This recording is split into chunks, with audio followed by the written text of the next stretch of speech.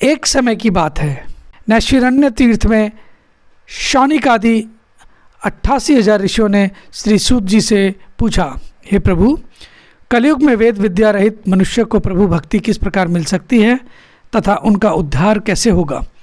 हे मुनिश्रेष्ठ, कोई ऐसा तप बताइए जिससे थोड़े समय में ही पुण्य मिले और मनोवांछित फल भी मिल जाए। इस प्रकार की कथा सुनने की हम इच्छा सब रखते हैं। सर्वशास्त्रों के ज्ञाता सूत जी बोले, हे वैष्णवों में पूज्य, आप सभी ने प्राणियों के हित की बात पूछी है, इसलिए मैं एक ऐसे श्रेष्ठ व्रत को आप लोगों को बताऊंगा जिसे नारद जी ने लक्ष्मी नारायण जी से पूछा था और लक्ष्मीपति ने मुनिश्रेष्ठ नारद जी से कहा था। आप सब इसे ध्यान से सुनिए। एक समय की बात है, योगीराज नारद जी दूसरों के हित की इच्छा लिए अनेकों लोकों में घूमते हुए मृत्युलोक में आ पहुँचे।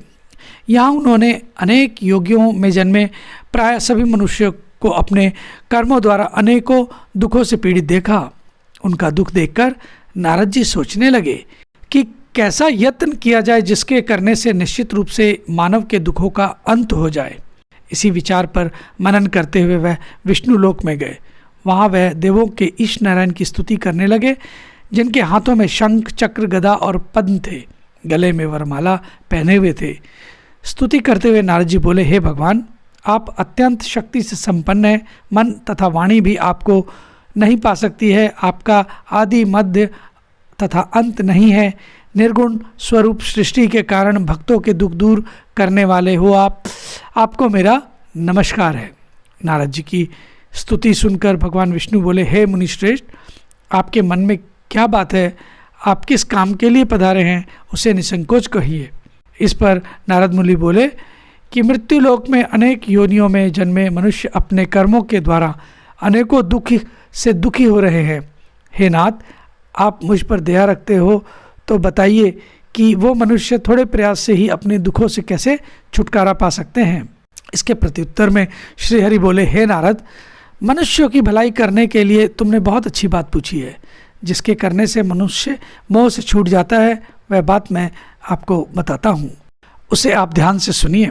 स्वर्गलोक व मृत्युलोक दोनों में एक दुर्लभ उत्तम व्रत है जो पुण्य देने वाला है। आज प्रेमवश होकर मैं उसे तुमसे कहता हूँ। श्री सत्यनारायण भगवान का यह व्रत अच्छी तरह विधान पूर्वक करके मनुष्य तुरंत ही यहाँ सब सुख भोग कर मरने पर मोक्ष पाता है। श्री हरि के वचन सुनकर नारद जी बोले कि उस व्रत का क्या फल है और उसका क्या विधान है और यह व्रत किसने किया था, इस व्रत को किस दिन करना चाहिए, सभी कुछ विस्तार से बताएं। नारद जी की बात सुनकर श्री हरि बोले, दुख व शोक को दूर करने वाला यह सभी स्थानों पर विजय दिलाने वाला है। मानव को भक्ति व श्रद्धा के साथ शाम को श्री सत्यनारायण भगवान की पूजा धर्मपरायण होकर ब्राह्मणों व बंधुओं के साथ करनी चाहिए। भक्ति भाव से ही नैवेद्य, केले का फल, घी, दूध और गेहूं का आटा सवाया ले। गेहूं के स्थान पर साठी का आटा, शक्कर तथा गुड़ लेकर वह सभी भक्षण योग्य पदार्थों को मिलाकर भगवान का भोग लगाएं। ब्राह्मण सहित बंधु बांधवों को भी भोजन कराएं। उसके बाद स्वयं भोजन करें। भजन कीर्तन के साथ भगवान की भक्ति में लीन हो जाएं। इस तरह से सत्यनारायण भगवान का यह व्रत करने पर मनुष्य की सारी इच्छाएं निश्चित रूप से पूरी होती हैं। इस कली काल अर्थात कलयुग में मृत्युलोक में मोक्ष का यही एक सरल उपाय बताया गया है। इति श्री सत्यनारायण व्रत कथा संपूर्ण। एक बार प्रेम से बोलेंगे, श्री सत्यनारायण भगवान की जय। श्रीमन नारायण नारायण नारायण, भजमन नारायण नारायण नारायण, श्री सत्यनारायण भगवान की जय। तो दोस्तों, ये थी हमारी आज की प्रस्तुति पौष पूर्णिमा के बारे में और उससे संबंधित सत्यनारायण भगवान की कथा। आपको कैसी लगी, अपनी राय हमें व्यक्त करके बताएं। और अगर आज की हमारी प्रस्तुति आपको पसंद आई हो तो कृपया इसे लाइक करें, अधिक से अधिक शेयर करें और कृपया हमारे चैनल को भी सब्सक्राइब करना ना भूलें।